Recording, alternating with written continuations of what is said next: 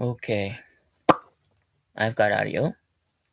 I'm going to explain my situation with my bank account and make plarn. So, first of all, my bank has frozen my account along with all of my Social Security, disability money, and SSI money. I can't access any of it. I can't pay bills. I cannot pay rent. Nothing. I have no ability to buy things. So I'm apologizing to my Patreon creators that I subscribe to on Patreon. I can't give you any money. And I'm apologizing to the various services that I use. I can't pay for them. Oh well, stuff's gonna get shut down. Alright, so I'm gonna explain it. A guy befriended me on Facebook. Pretty sure it was from a math group. But I don't know. People send me friend requests all the time, and then they send me messages, and I respond. And anyway, he manipulated me, and he pushed my buttons just right, and he convinced me to help him with his business. He was saying that he's unable to sell stuff using PayPal or Venmo or whatever because those services don't work in his country, which is Nigeria. And you're like, no, Nigerians, you can't trust them. Well, I didn't really understand that. I didn't really believe that. Anyway, so he convinced me to accept payments from people that I don't know, people who have no communication with me, using PayPal, Venmo, whatever these various payment systems are. And then, once I accept payment from them for whatever it is that they're paying for, I don't know what they're paying for. They just send me this money. Then I take the money and buy Bitcoin with it, which is incredibly easy to do. It doesn't take a rocket scientist to figure out, okay? There's all these apps for your phone, or you can do it on a web page. You just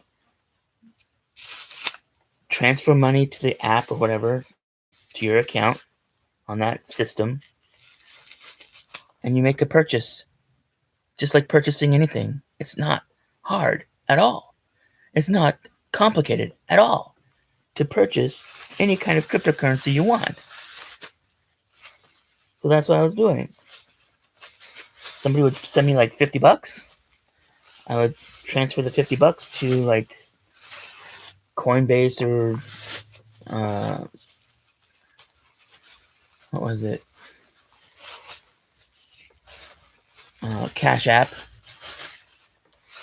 and I would purchase Bitcoin on that app, whatever app I was using at the time, and then send that Bitcoin to the Bitcoin wallet address that this friend would send me.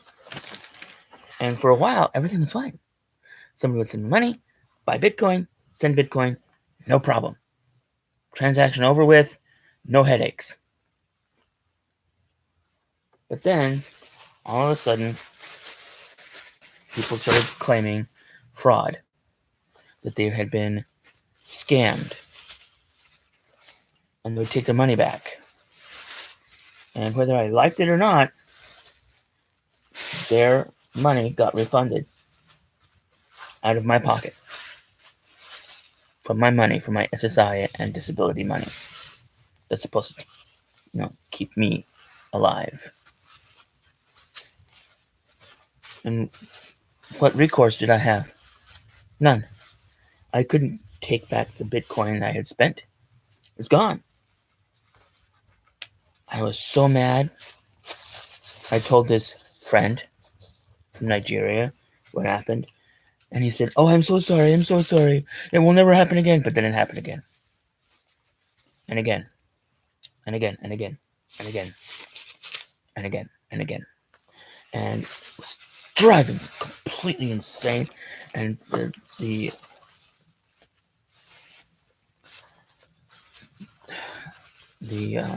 stress was causing my heart problem to get worse and causing my chest pain to get worse.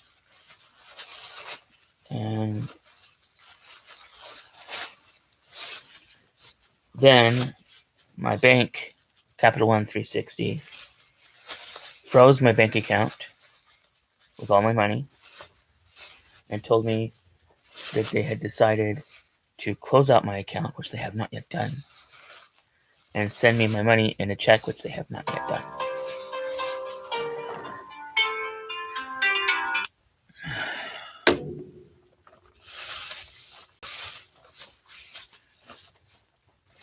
So I'm screwed.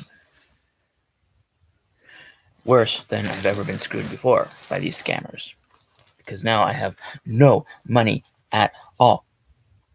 It's not just they take a $50 amount here and there or $100 or something. Now it's all of it. The whole kit and caboodle is locked down and I cannot access and I cannot pay for anything. And what am I going to do? Nothing. Nothing. That's why.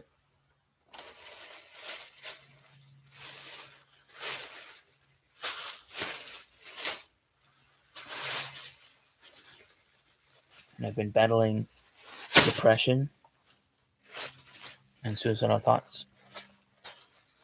Because how could I fall for this? Well, nobody's perfect. Least of all me. I'm disabled. I have autism. I am autistic. What do you think that means?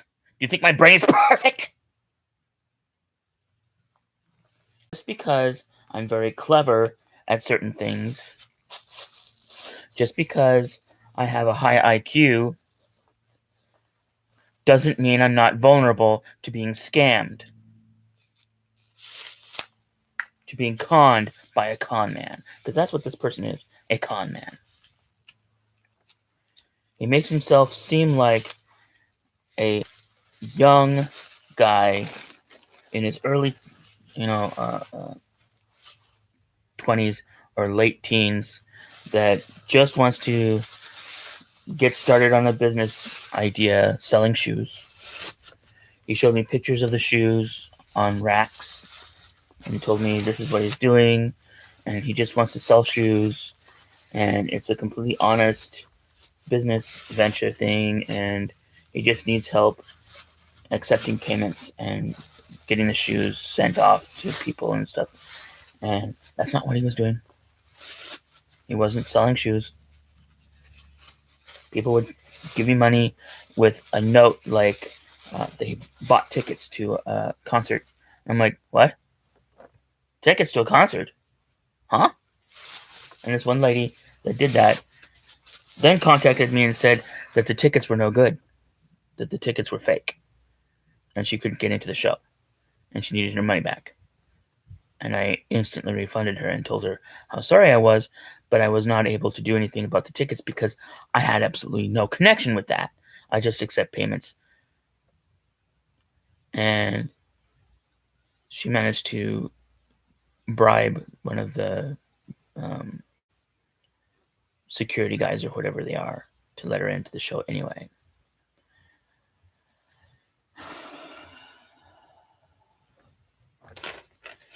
Don't buy tickets from ticket scalpers.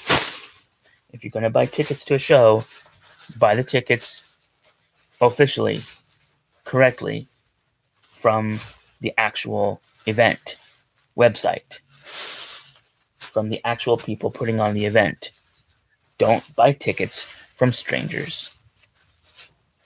Don't pay strangers like me for your tickets. So this person got scammed. And as an extension, I got scammed. And that happened over and over again. People would get scammed and they would take their money back, and I was the one that was paying for it out of my SSI and disability money.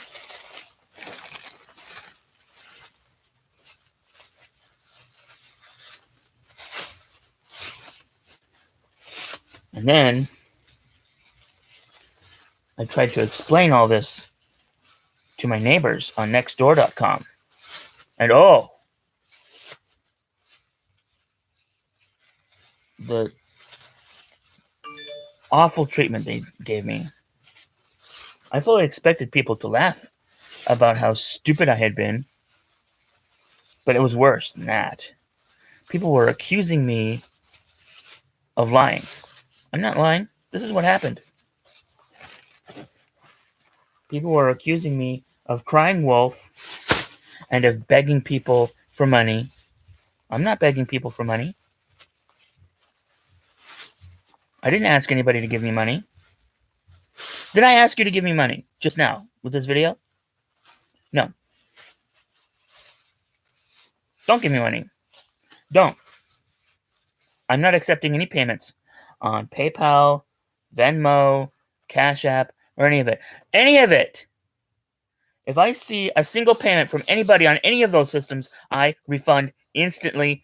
I don't do anything with that money. Period.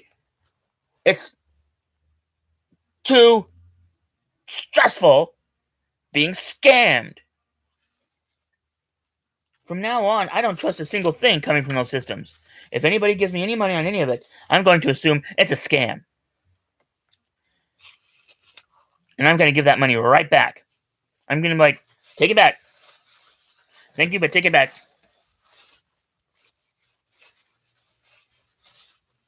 If somebody wants to gift me something, then gift me food.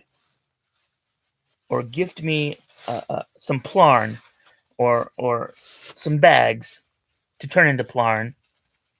Don't be sending me money. I can't deal with this anymore. You don't understand. Unless you've been through this stuff, you don't understand how hard it is. Okay? I have high IQ, low EQ, emotional quotient. I am not emotionally stable like other people.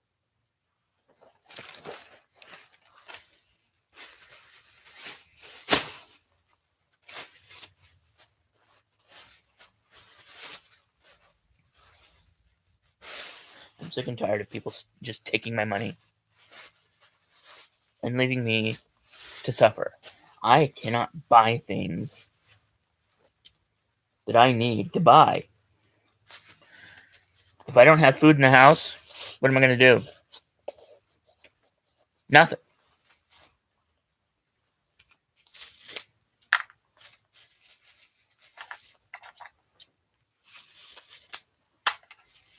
I can't drive anywhere because I don't have a car of my own. The only way for me to get anywhere is to schedule a ride 3 days in advance. What if I need to go somewhere right now? I can't. I can't get an Uber or a Lyft, get anywhere. And I can't be constantly bothering neighbors or friends or whoever for a ride.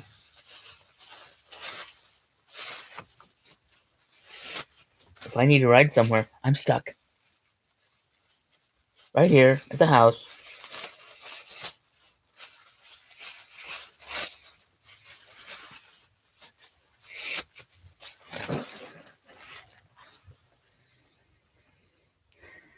I do get some OTC and food benefit from United Healthcare, which I am using to get food. It's $125 a month to get OTC, over the counter products, but it's very limited to what they specifically list is available. And I can get food, but that's also very limited to the specific things they have listed.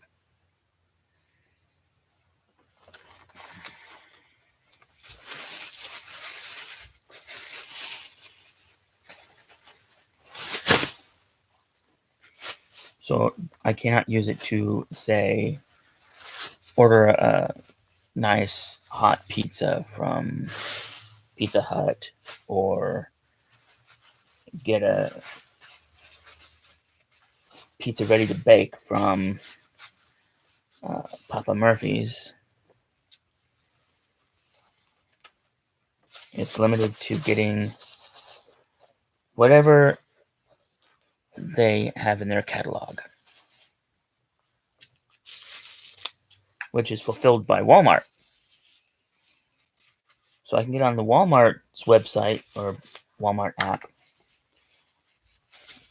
and get onto the food benefit section and see what I can get from there. But I don't necessarily trust that Walmart will not just take my money, because they already did that last month. They took my benefit money and didn't give me my groceries order. That just disappeared. That money just disappeared.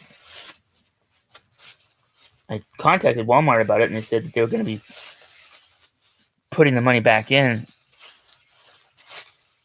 but they didn't. It's just gone. That benefit money that was supposed to help me is just gone.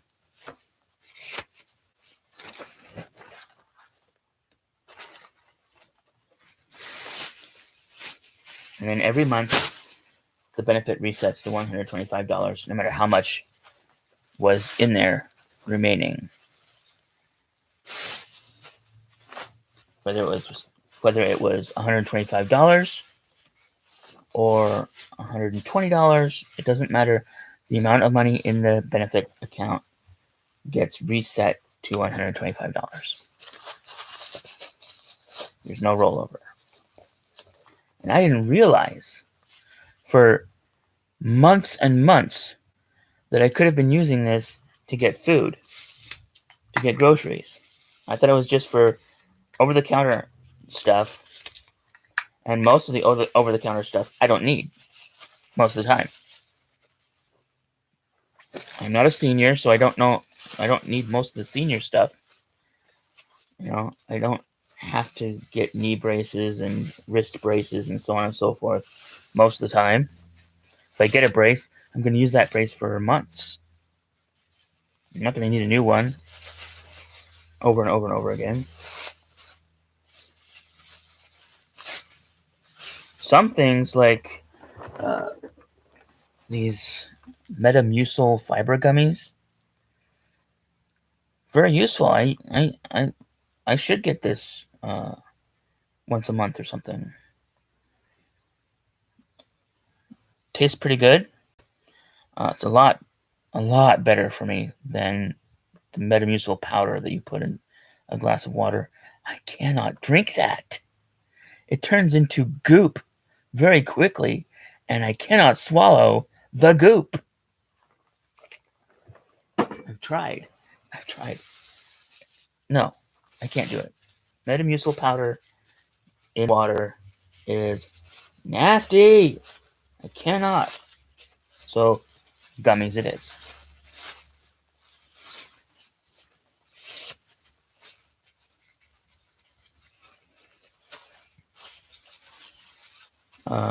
What else? No, I don't get food stamps. I gave up on that years ago because they kept messing with it. They kept reducing it. When I finally gave up on it, they were giving me $5 a month. That's not worth the hassle of trying to keep up with it, because you have to go through all these flaming bureaucratic hoops every single month or every couple of months or whatever in order to stay on the program. I was like, screw it. Why? For $5? Why? No. Maybe things have changed. Maybe if I try to get back on it, it'll be better. I don't know. I guess I could try. But it just wasn't worth it, so I just gave up on it. If I get food stamps again, I can use the food stamps to get a nice, cold, ready-to-bake pizza from Papa Murphy's. They do accept EBT. And Fry's accepts EBT now online. They didn't used to. It used to be if you wanted to get some food online, you had to pay for it completely with your bank account, your Visa or whatever card. But now I think they do allow EBT delivery. So I could use that to get food from Fry's. Yeah. I've talked myself into it. I'm going to try to get back on food stamps and get my EBT card. If my current EBT card has been expired, then I need a new one. But if it isn't expired, then they can just load it up and I can just use it.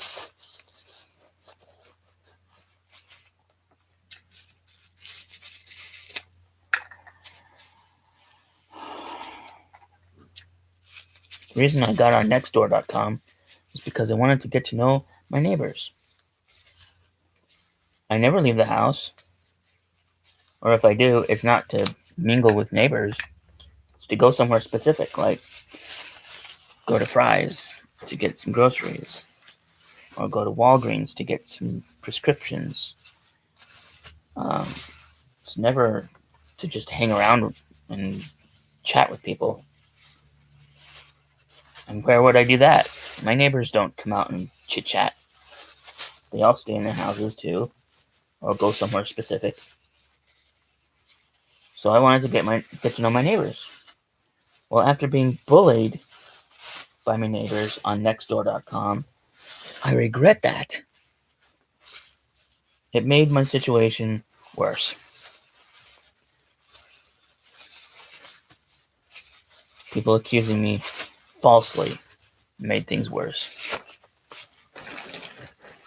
I'm not a scammer.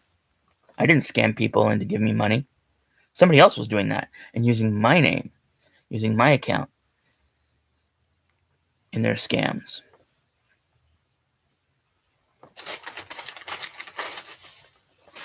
No more.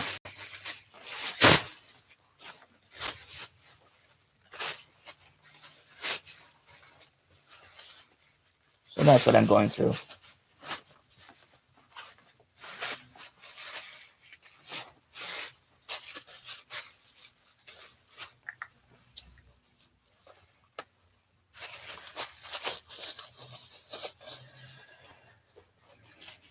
If I log on to my Capital One 360 account right now, I will probably see that they still haven't closed out my account. And I'll probably see that my money is still sitting there, frozen.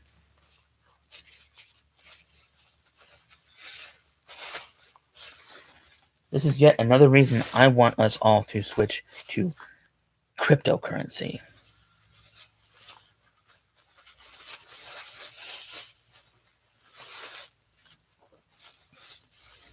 Because banks and governments have too much power over people's livelihoods, over people's funds.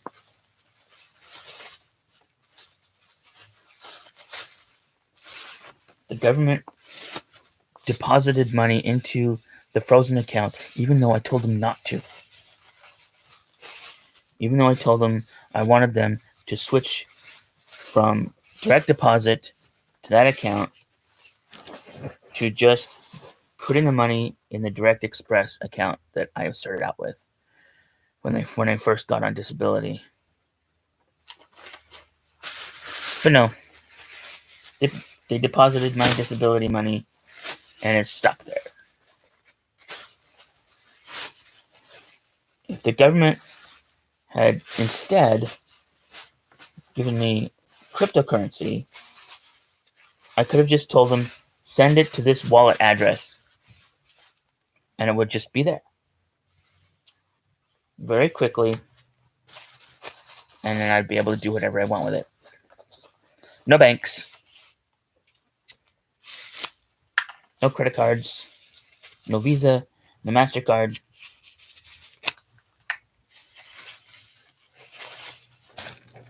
But no, of course not. They won't give me the money I need to live off of using cryptocurrency. Of course not. Who would? No government's going to do that, right?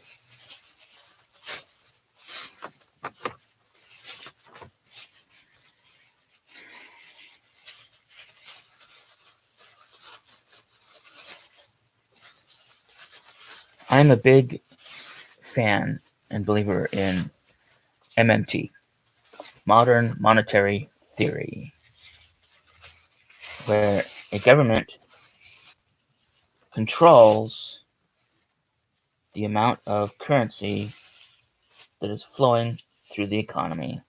The government is the source of the currency, and the government takes currency out of circulation. The government spends money into the economy, and then that money gets taken out of the economy with taxes and such.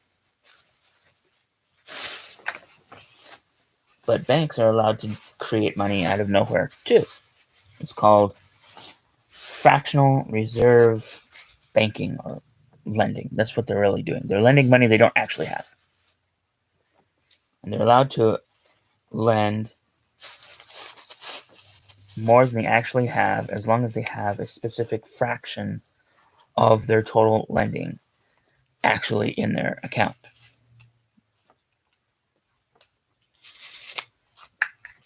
Called fractional reserve. So let's say that you run a bank and you have $1 billion in your account. This is how much money you have that you can lend to people. Now let's say that because of fractional reserve banking, you are allowed to lend out $10 billion to people, even though you only have $1 billion. And you lend out $10 billion. So now, instead of having $1 billion in your account, you have zero in your account. You've already lent out all the money that you are legally allowed to lend out, the $10 billion.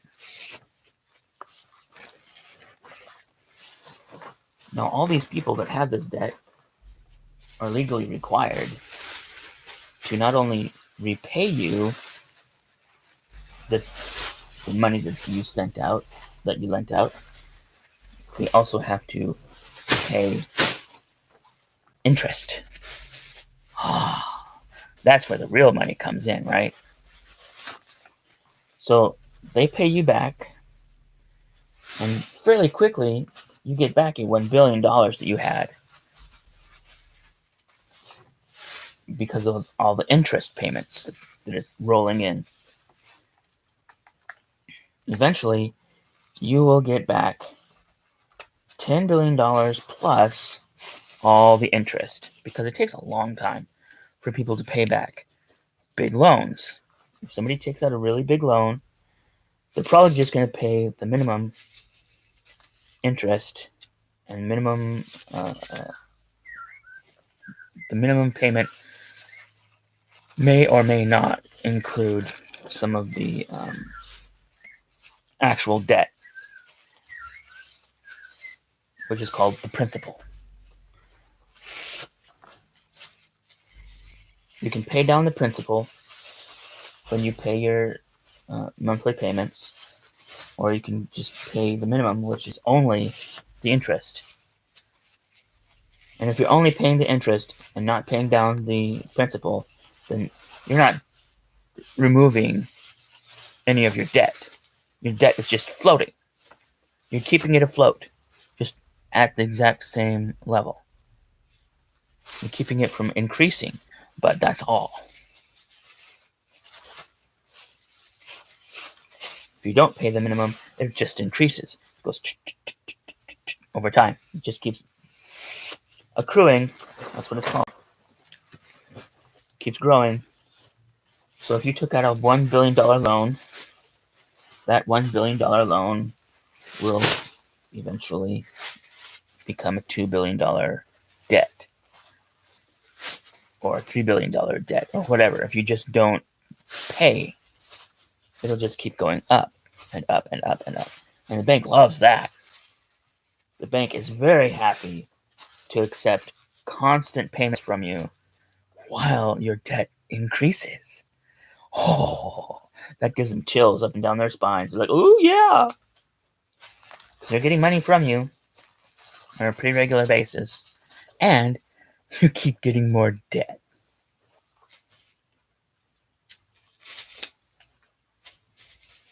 Anyway, back to MMT. The government creates the currency, spends the currency into the economy by paying people to do their jobs, buying products and paying for services, military spending, bailing out humongous bankster companies that are too big to fail. Yeah, huge amounts of money. Trillions of dollars.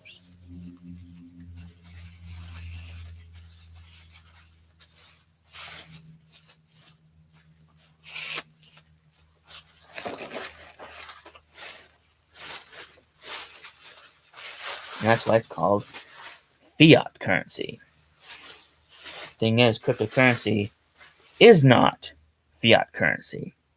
Fiat currency means it's money because I say so. And it's money because you have to pay me taxes with this thing. I expect you to pay me such and such amount of taxes on the stuff you sell, on the amount of money you earn, on the land that you're on, etc. You have all these taxes. And say, and this is the only thing you can pay me taxes in. So you need this stuff. You need this thing that I just made.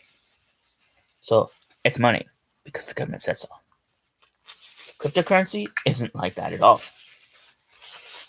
Cryptocurrency is just some guy wrote a program and says, this is what this does. And other people are like, well, that's interesting. So they get the program, they run it. And other people are like, oh, that's cool. And they get the program and they run it. And they start trading services or products or whatever for the electronic thing that this program does. That's it. It's just a program that's running and communicating with other machines running the program. That's all cryptocurrency has ever been.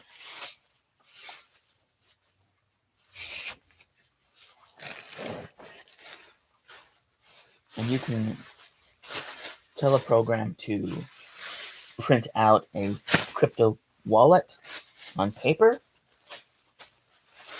or put it on a coin, a physical coin, but it's still just a program being run on a machine, whether that machine is handheld or larger, doesn't matter. It's still a program running on a machine, talking to other machines running the same program. That's all cryptocurrency has ever been.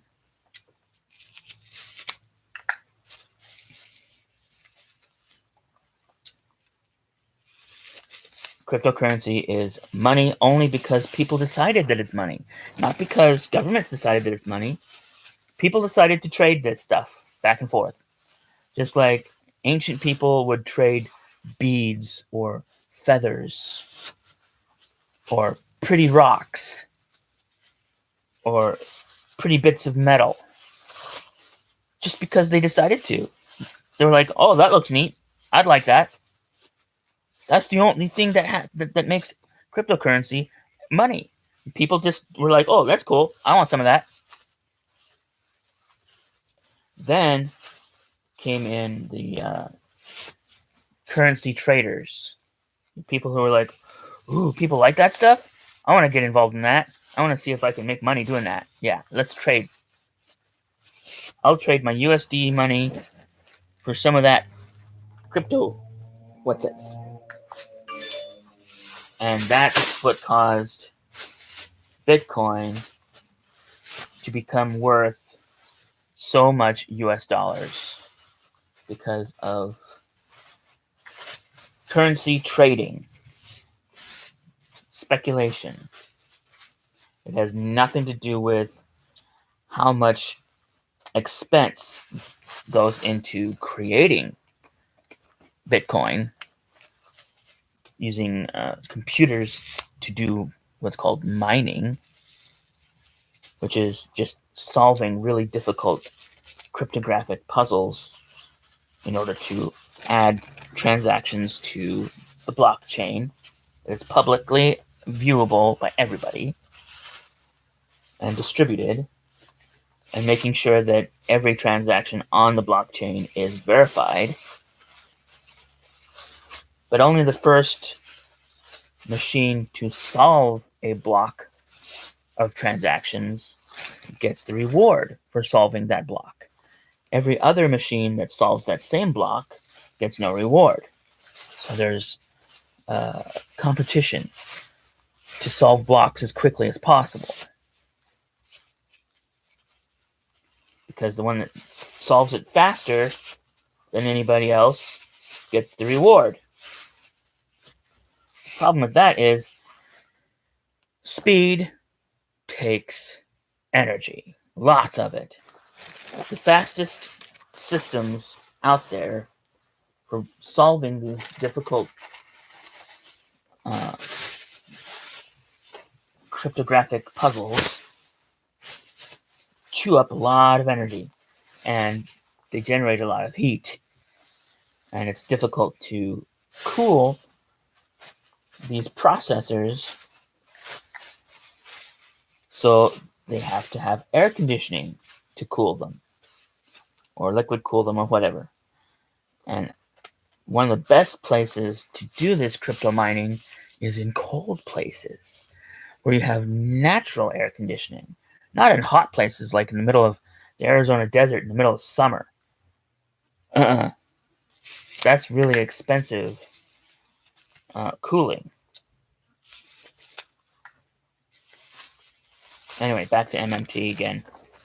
Governments need the flexibility to just create as much money as they need to on the fly, just out of nowhere, in order to spend it into the economy, in order to get the things that they need done. And you can't do that with cryptocurrency, because cryptocurrency has to be created by this process called mining. When you solve a puzzle, you get a reward. The reward is cryptocurrency. So if you have a miner that can solve puzzles faster than anybody else's, and you got anybody that is also running a miner, then you can get the reward for solving the Bitcoin puzzle, and the reward is a certain amount of Bitcoin. But eventually, it will stop giving out rewards, because it's already set to only have a maximum amount of Bitcoin in existence, which is not something that happens in MMT. There is no set amount that can exist. There's only how much the government is willing to spend. That's the only limit. But in cryptocurrency, there is a hard limit set into the system. It's programmed in. The Bitcoin system will only allow a certain amount of Bitcoin to exist, and once that happens, no further Bitcoin will be created. It's done creating Bitcoin. Done. So anybody running a miner would get a reward in the form of processing fees. Sure, I'll process your transactions, but you have to pay me to process your transactions. And that's how they'll get the rewards. But again, only the first miner to solve the problem gets the reward. Anybody else solving it gets no reward. So there's this competition to solve it as quickly as possible, which means lots of power, lots of electricity, with expensive equipment.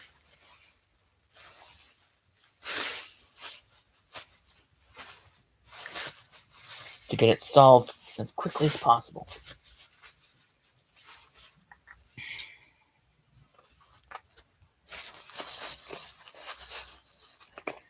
So, can't do that with MMT. It doesn't work.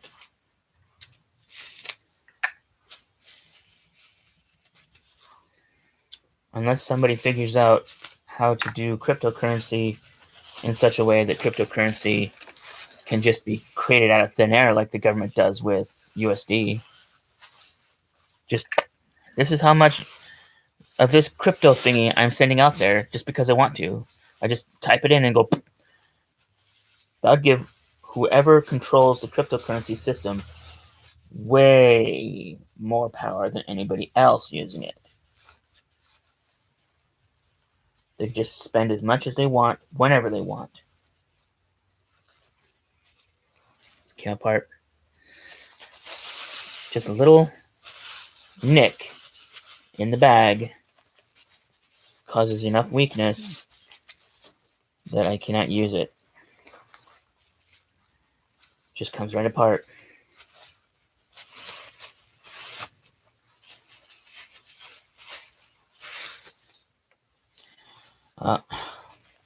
Darn it. I have to remove that.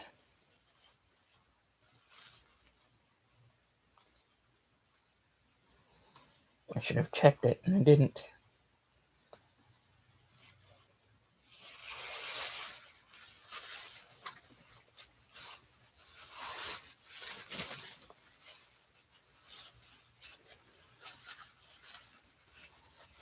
So, I doubt very much any government would use cryptocurrency.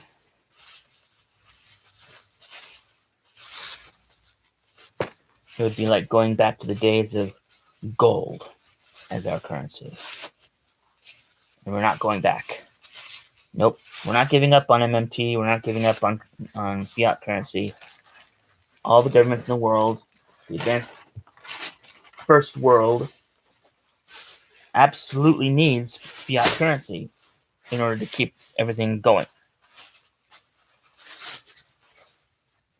Vum today, ver life. What? I have no idea what you guys are talking about.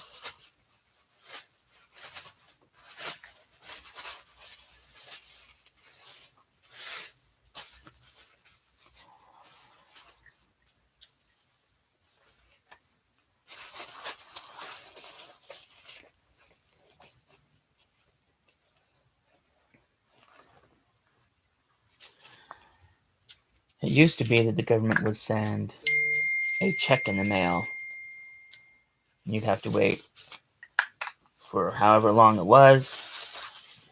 The check would come in the mail, and then you could take the check to an ATM and cash it, or take it to your bank and put it into the bank account. And then they had direct deposit. Ooh, direct deposit. So I set that up.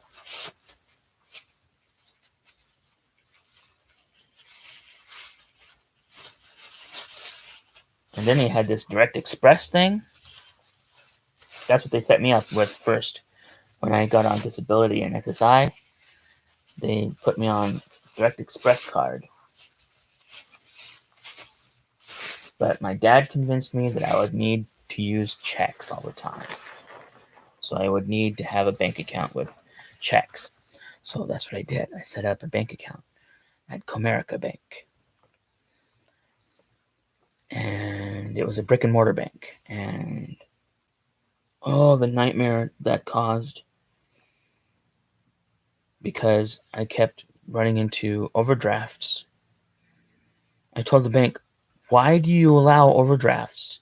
Oh, it's a service we provide. I don't want that service. Stop it. If I don't have the money, don't send out the money. Oh, no, we can't do that. Yes, you can.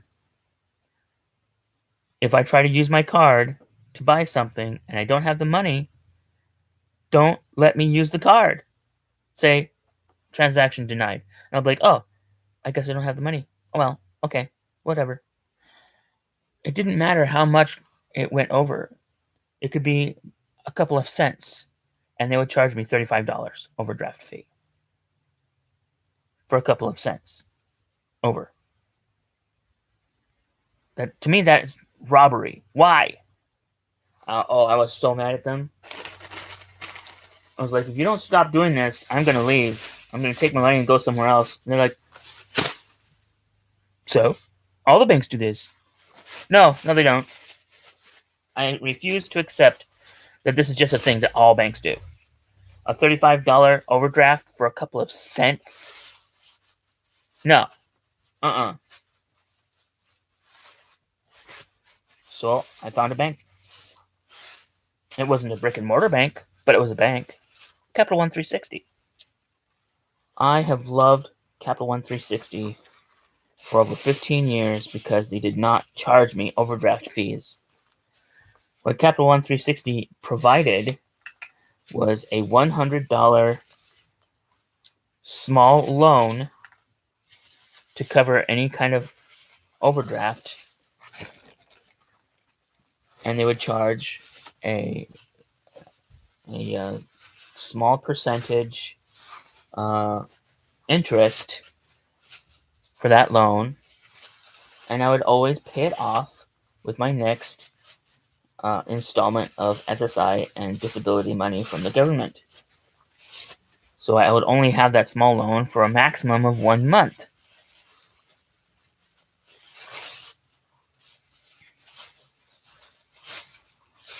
$30 days or 31 days, whatever. A 1 month period. It would get paid off every single time. So I would look at my account and see that my overdraft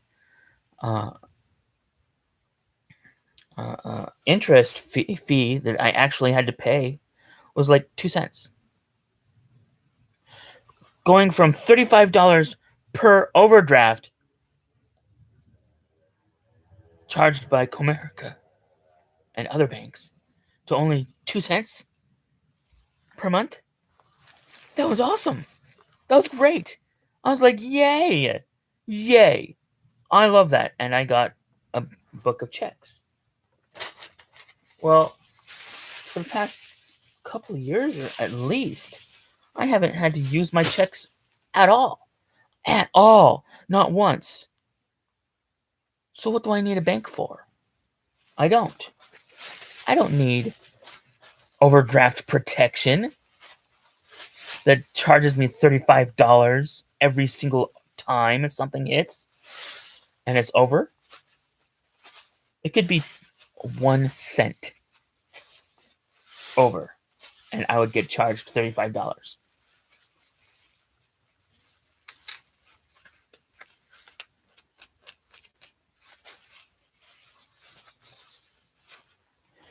It could be a couple of bucks over, and I would get charged $35. They didn't care. Oh, and they would rearrange the charges hitting their bank, so that if something got charged yesterday, if I spent something yesterday and then spent something today, they would rearrange it so that they would get the maximum number of overdrafts.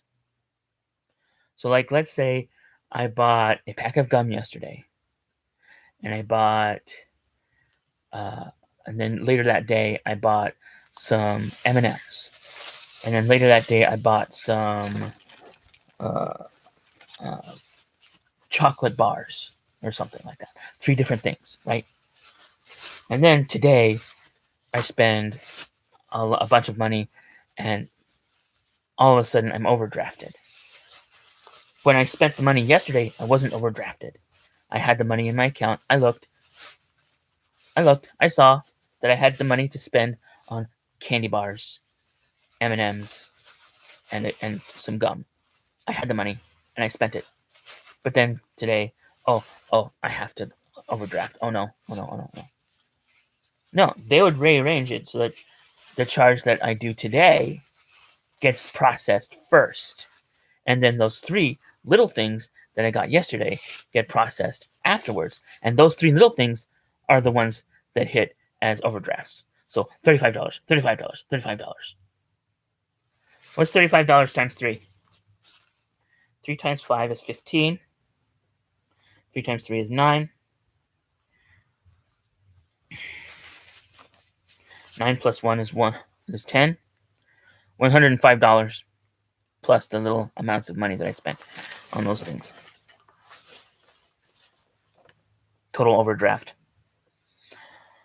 I got into overdraft hell because of PayPal. I had told the PayPal app to transfer $100 from my Comerica Bank account into my PayPal account. Big mistake. I thought that it would just transfer and that I would be able to spend money with PayPal and only have a $35 single overdraft on Comerica Bank. And $135 was an acceptable situation. But what happened is that PayPal would issue the transfer and the bank would say, no, I don't have that in my account. You can't have that money. No. And then hit me with a $35 overdraft fee. So PayPal would not get the $100. But the bank would say, oh, that $100 came out and I charged you $35 overdraft. Really? Where did the money go? Where did the $100 go? It just disappeared into the ether? The bank would say, no, you don't get to have the $100. Take the $100 out and charge me $35 overdraft. And PayPal will get no money. And then PayPal would say, well, since that transfer didn't happen, I'm going to transfer again. And hit me with another $100 transfer.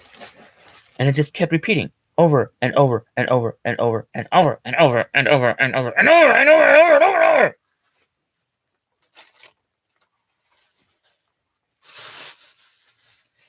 I wound up with over $1,000 in fees alone, plus the $100 over and over and over and over and over again. Oh, I was in such deep trouble.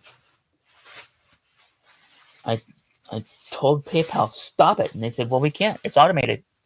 And I told Comerica, stop it. And they said, well, we can't. It's automated. What? How is that possible?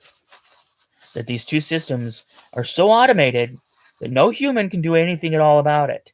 It just keeps going in a loop. Loop, loop, loop, loop, loop, loop, loop, loop, loop, loop, loop, loop, loop, loop, loop, loop, loop, loop. So what did I do?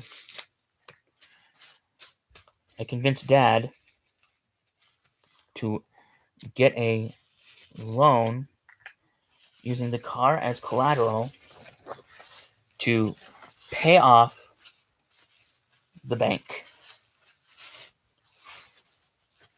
As soon as the bank had their massive amount of money, and it was massive, the overdraft stopped because all of a sudden the $100 that PayPal wanted, it got.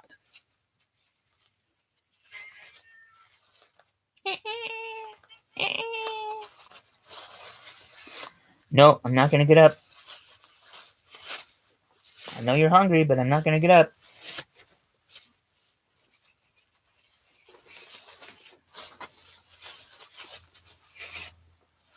Tiger face. No. You're not going to convince me to get up. So that's why I no longer wanted to have anything to do with banks that did overdraft fees. And I still won't. Screw banks. Don't need them. Haven't used a check in a long time. Not gonna use a check. Don't need it. Bye.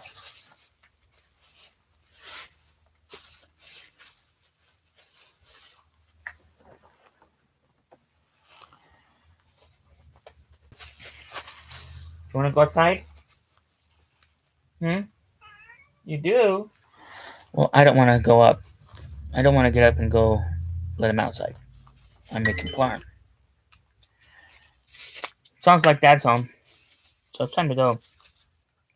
Anyway, I explained everything. Bye.